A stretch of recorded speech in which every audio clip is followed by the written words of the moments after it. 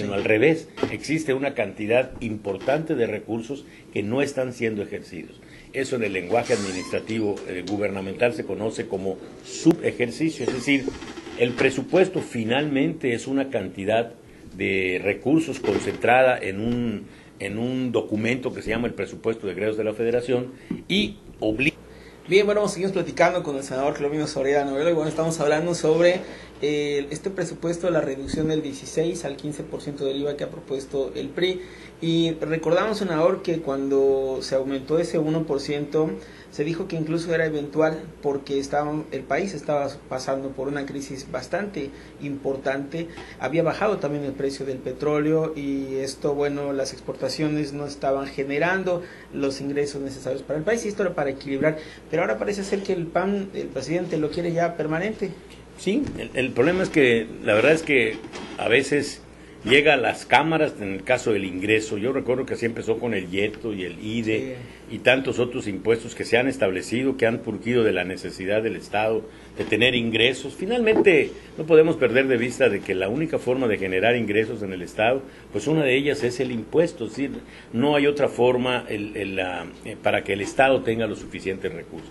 En el caso del IVA particularmente, yo sí recuerdo cuál fue la propuesta, era que sí de alguna manera transitoria le presentaba la posibilidad de tener un ingreso. El PRI sostiene en Cámara de Diputados, sostiene de que ese 1% pudiera perfectamente compensarse recortando algunos conceptos, como tú bien señalas, del gasto público, no solamente en gasto corriente, sino regresando al tema de los subejercicios. Es decir, el otro día, por ejemplo, el propio secretario de Hacienda declara que la Secretaría de Comunicaciones y Transportes tenía un subejercicio de alrededor del 64%, es decir, solo había ejercido el 36% de su presupuesto, y estábamos hablando del mes de agosto de este año, en el mes 8 del año, y nos preocupamos muchísimo los mexicanos, pero lo mismo sucedía con Zagarpa.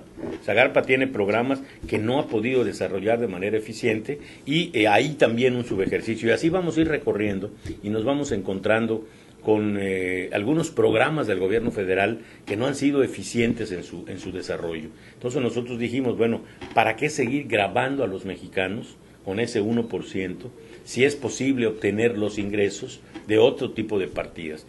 Es una propuesta que ahí está transitando, seguramente se va a revisar con muchísima profundidad y con muchísima conciencia.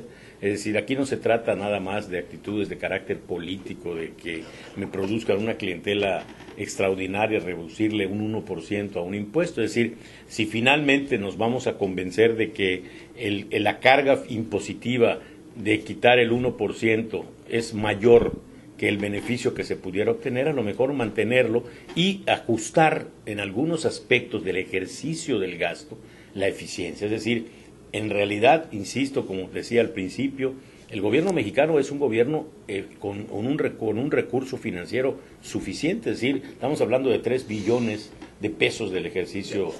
Ahora sí que, perdón, para acabar y rematar el punto, no lo dice Clovino Soriano, lo dice Alejandro Mujica, o sea que la ineficiencia, la torpeza y la ineptitud administrativa está haciendo que no aprovechemos el dinero. Inclusive hemos sostenido nosotros, Alejandro, con toda honestidad, de que es tan corrupción disponer indebidamente de los recursos como también no ejercerlos con eficiencia. Yo creo que tendremos que revisar la ley de contabilidad y gasto público y ver qué responsabilidades puedan incluirse el hecho de que no se ejerza con eficiencia el gasto. Yo coincido definitivamente, sobre todo en un momento tan difícil para el país. Así es.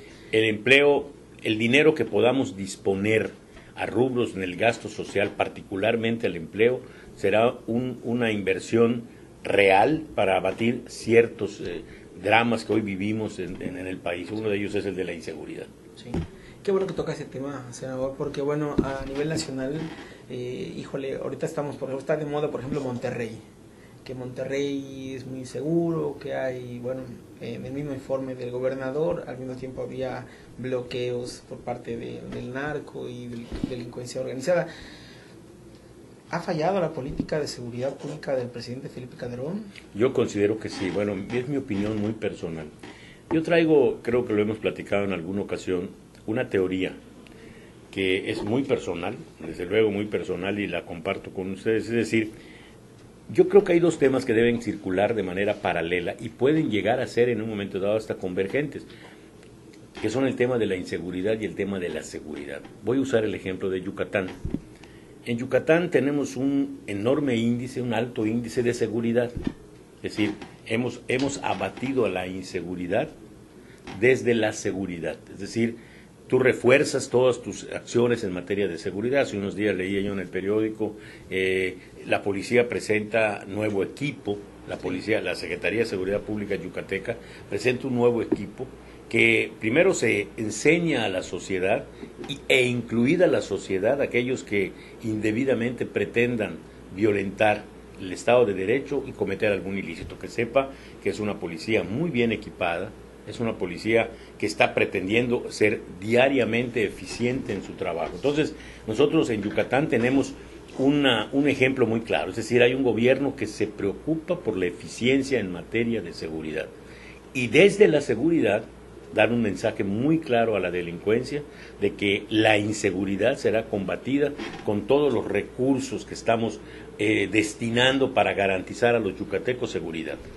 Pareciera ser que al revés en el gobierno federal estamos queriendo llegar desde el combate a la inseguridad a que como una condición colateral a eso se dé seguridad. Es decir, hoy en el país estamos muy ocupados en el combate a la delincuencia organizada, a todos los aspectos, no solamente en su modalidad de tráfico de drogas, sino también en secuestro, trata de personas, es un delito que nos preocupa con mucha insistencia y de manera muy importante en estos tiempos, es decir, la utilización de niños para cometer delitos en materia de delincuencia organizada, ya no se diga en aspectos relacionados con la sexualidad, ni mucho menos, sino simplemente todo lo que viene rodeando el aspecto de la inseguridad.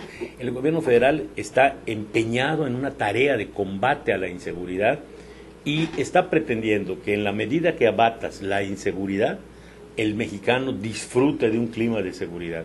Y yo creo que el gran problema está en ese sentido, es decir, no se está haciendo nada en materia de seguridad y sí un enorme esfuerzo en materia de inseguridad. Entonces que los mexicanos, pues aquellos que hoy son víctimas de robos o familias que son víctimas porque a su familiar lo privaron de la vida a través de un homicidio, que a veces no son necesariamente un delito considerado de crimen organizado, pero que muchas veces empiezan con crímenes de esa naturaleza formando parte del crimen organizado. Es decir, nos queremos olvidar que existen otro tipo de delitos que se están dando en otros estados de la República, que están manteniendo un clima de inseguridad. Yo opino que el gran, para mi gusto, de manera muy personal, el esfuerzo equivocado está ahí. Estamos queriendo llevar una batalla que solamente nos está afectando muchísimo.